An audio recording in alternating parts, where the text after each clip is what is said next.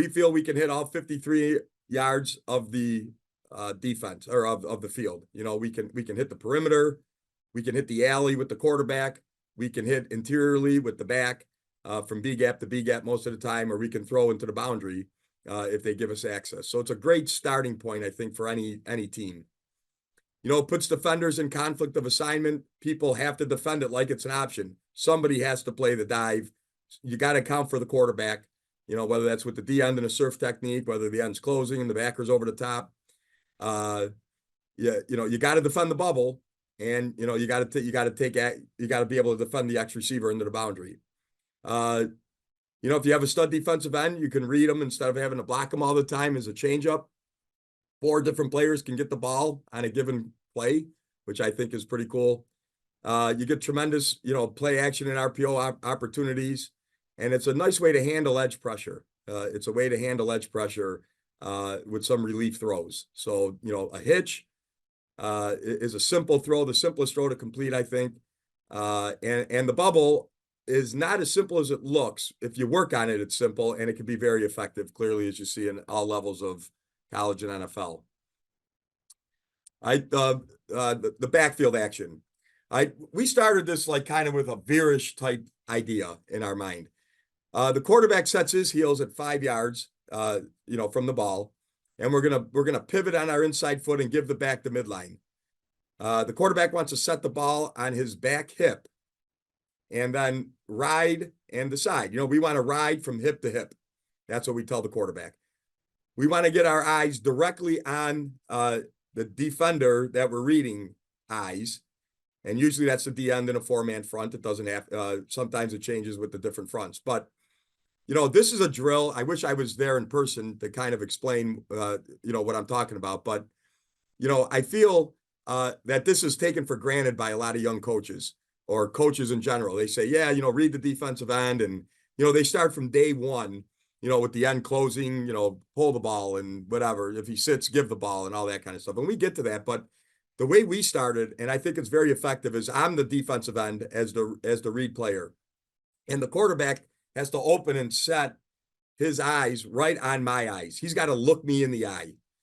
And I think one thing I've learned with running this play over the past, you know, 10 or more years, to be honest, 12 years, is that the eyes of the defender tells you where they're playing. You know, some guys say, well, read his outside shoulder, read his inside shoulder, read his helmet, read all that stuff. You know, I say read his eyes. It's hard to, you know, look at the quarterback and play the back, or it's hard to look at the back and play the quarterback. So if I could get my quarterbacks to look the guy in the eye right away, I think that helps. And you try it with especially your young kids. You know, put a freshman or sophomore quarterback in there running this play, and I know a lot of people do. Their eyes will be all over the place as they hand off. It's very difficult at first to kind of get yourself set, get the ball on the back hip, ride the guy into the hole, and keep your eyes on the read key. And just doing that tends to block them. Just doing that tends to block them. And then clearly, as you get a feel for it, if he closes, you're going to pull the ball. And we say, when in doubt, obviously give it. But you must put pressure on the read player every time. That means you just can't hand it off. You know, you gotta give the impression that you may pull, even though we give it about 68% of the time. You know, the other 32% is a keep, bubble, gift, whatever. But we want to make that a threat every time. All right, our tailback. He's going to set 2 yards behind the quarterback. We've moved it from the A gap to the inside leg of the guard. We've widened him a little bit. We've tightened him a little bit, but he's basically in an offset pistol. All right. So basically now he can come straight downhill right for his aiming point, which is the midline to the front side leg of the center. All right. We want to press that midline. It's an A gap to A gap play that may bend to the B gap or wrinkle to the play side, zone side B gap. But we want to match the angle of the line. We want vertical double teams, as you're going to see, and I'm going to explain in a second. And we want the back to match that verticality in this particular play. All right, in terms of the line blocking, it's nothing revolutionary for what you're going to see in the drawings. The film, I think, will show a little better. But if we want to identify a point, and then we call it the -1, the dot, if you will, or a point, and a -1, -2, +1, +2. Some teams word it that way, but we're kind of in that system. Okay. And, we name the combos, your front side could be, 1, 2, 3, backside could be ABC, whatever you want to do. We've had different names. We've changed them through the years.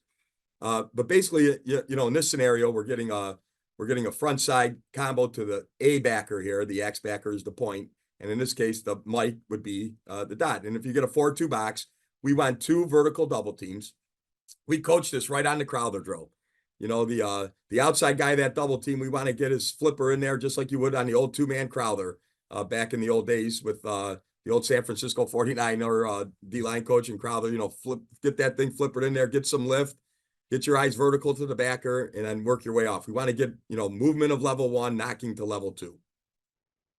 And clearly that's not always the case, in terms of the alignments.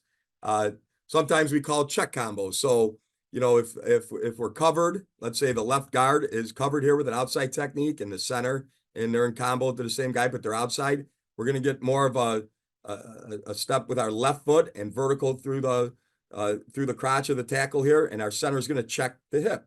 And if he maintains his B gap, he's going to set and climb to the backer. If he comes into the A gap, he's going to turn that into the double team, and the 2 guys are going to work to the backer. And if he slants hard to the center, obviously the guard is going to deliver him and try and get off square. All right. We tell our linemen we want to see 5 assholes in front of the back. So by that, I mean, we want to see 5 buttholes as square as possible when we cover guys up. We want to get a push like we're pushing a car. If you're behind a car and its bumper squared up on that car, we want to push that car vertical. And if you get a little help on the wing of the car, we're going to get a little help to get a little push on that thing to get vertical. And then when we get off the car vertically, we're going to double to that linebacker. We're going to chip off to that linebacker. And we want to be vertical on that cover up. And you'll see on some of the clips when we do that, it's an extremely effective play. If you get a 4-1 box, there's a couple ways you can do it. All right. One, you could treat it like a 4-2 box. So you could ID the point out of the box. Okay. We have a term for that. So in this case, if we're zoning to the left and we ID the axe backer, I'm not sure if you could see my arrow on this thing. But we'd work our double there and then our double to the mic, and then we'd have to handle the backside Sam with the bubble or even a quick game concept you can back there. We've toyed with that through the years. All right. You can make the mic the point if you feel that this backer is really out of the box and, kind of back combo the thing. We've done that the least.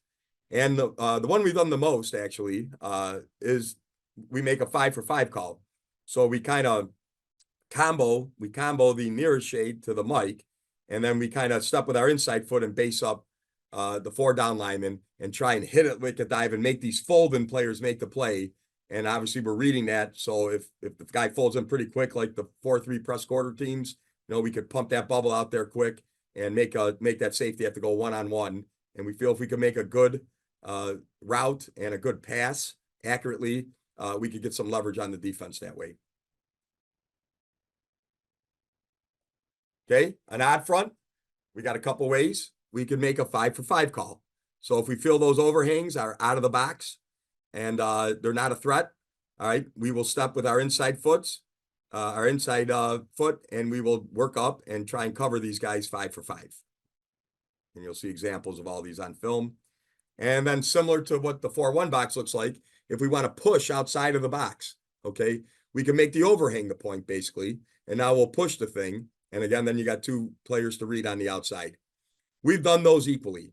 We kind of tell the tackle, so you make that call. Like if that overhang is on the line and he looks like he's a threat and he's near enough to the box that you feel pressure from him, you could feel his breath, he's coming or you think he's coming, then push it. As long as we're on the same page, it doesn't matter. If you feel that overhang's out of there and he's covering number 2 and he's no threat to you, then we'd rather block the box 5-for-5.